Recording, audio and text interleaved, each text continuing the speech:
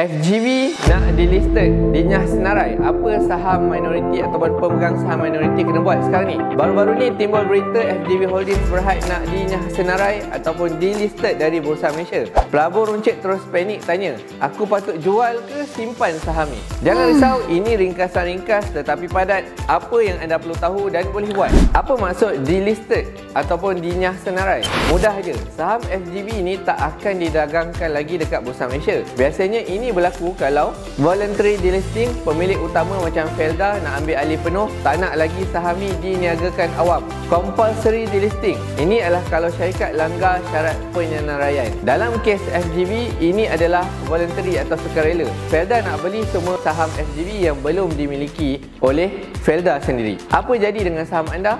Kalau FGV betul-betul delisted, anda akan ditawar beli keluar exit offer dalam kes ni RM1.30 sesaham. Kalau terima, anda dapat duit, tak ada lagi pegangan saham dalam FGV. Kalau tolak dan FGV tetap delisted, saham anda jadi milik syarikat yang dah tak tersenarai. Susah nak jual, bukan pasaran terbuka. Dia jadi macam private company lah. Anda tengok harga tawaran RM1.30 sesaham. MIDF kata nilai ni adil sebab FGV sekitar RM1.16, maknanya RM1.30 ni lebih tinggi 12%. BIMB setuju 10% lebih tinggi dari purata setahun. Kesimpulannya, ini bukan tawaran buruk. Untuk orang ramai, ia adalah peluang keluar dengan keuntungan kecil kalau dilihat dari harga semasa berita ni keluar lah.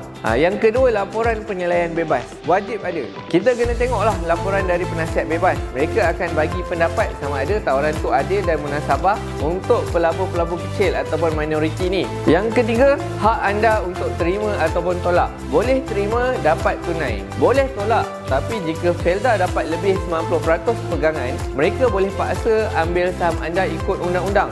Apa anda boleh buat sekarang? Yang pertama, pantau pengumuman rasmi dari Bursa dan FGV. Jangan buat keputusan berdasarkan Facebook ataupun WhatsApp group semata-mata.